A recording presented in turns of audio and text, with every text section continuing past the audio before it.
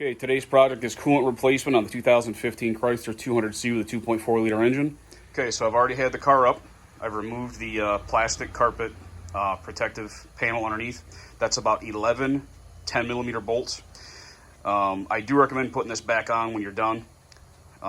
This helps with aerodynamics for your fuel economy, and believe it or not, having this on actually improves the proper cooling of the engine and transmission. So now looking from above, we're gonna look down here at the bottom of this radiator area here. Okay, you see that sort of white yellowish drain plug there? I'm gonna reach either from above or underneath, I'm not sure yet. I'm gonna grab that with pliers and turn it to the left to loosen it, and it's gonna start to drain the entire coolant system. I've already removed the radiator cap, so we're gonna release that down below, let it drain out, and then we will seal that back up, and I'll show you the proper refill procedure. Of course, I'm going to put a drain pen underneath before I do that. Okay, so I've got a drain pen underneath this now, and I found out that I can reach down with a pair of pliers, and mine is in good enough condition and loose enough I can actually just twist this with a pair of pliers to get it started. Now I can reach down and just continue to twist it with my fingers until it starts to drain. Pull it all the way out. I should probably put it back in a little bit so I'm not spraying out quite as fast. So I found I needed to use 2 catch pans because it's draining across that whole area right now. So not a bad idea to have a second catch pan on hand. Okay, so as I take a closer look at this system, I realize that this pipe down here, which goes to your lower radiator connection, is actually lower than the radiator drain. So I'm going to pull this hose off and make sure that this drains into the catch pan.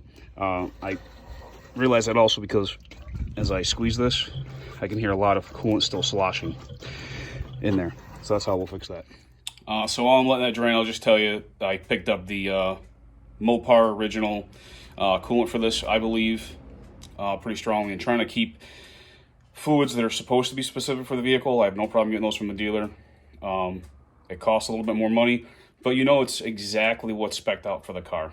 Modern engines got a lot of different materials in them, a lot of aluminum, a lot of other softer metals. I don't know all of what that means, but in the case like this, I trust the engineers to use the right to sell me the right fluids from the dealer. So this is what it's really designed for. So this is part number MS12106, and that's for a gallon of coolant that's ready to add. It's 50-50. It's already been pre-mixed. That's helpful too, because when it's pre-mixed, it's done with purified, or I guess really it's not just purified, but distilled water. So you know there's no extra minerals in the water that are going to cause you any problems when they come out of solution and start to scale on the inside of your coolant passages.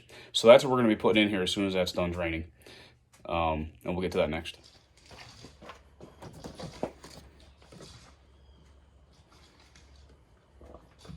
Okay, so what I ended up getting out of this by draining the drain plug and then also releasing that hose below is I got about 5 quarts. This is pretty full. Got about 5 quarts of coolant out. So now I'll start adding. As I'm adding, I'm going to squeeze the radiator hoses and try and make sure it gets in all the little gaps that I can get into.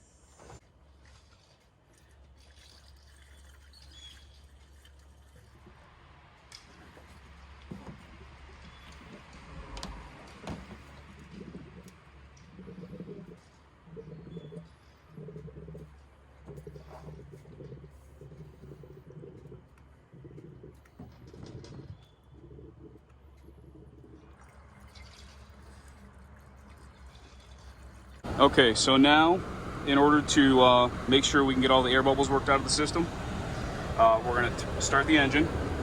Okay, we're going to turn the heat on the highest temperature, turn it on to defrost and highest fan setting, and that's going to make sure that we have coolant traveling through the entire engine and the heater core as well.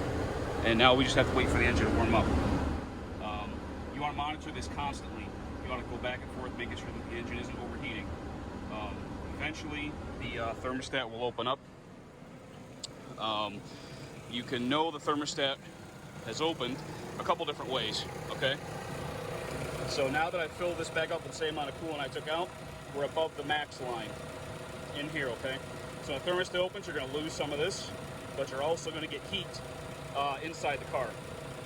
And also your gauge will be up at its normal reading, whatever's normal for your, specifically for yours. So that's how you'll know.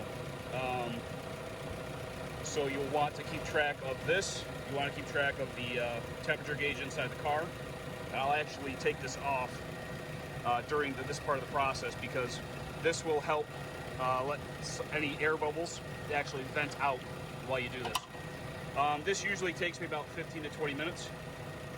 Some cars have bleeder valves that help it out a little faster. I didn't see a bleeder valve on this car. Maybe there is one. I could be wrong. Been wrong before. But I'll just basically work through this for the next 15 or 20 minutes, letting the air escape, make sure the engine comes to full temperature, and make sure I have heat blowing hot out of the heater core.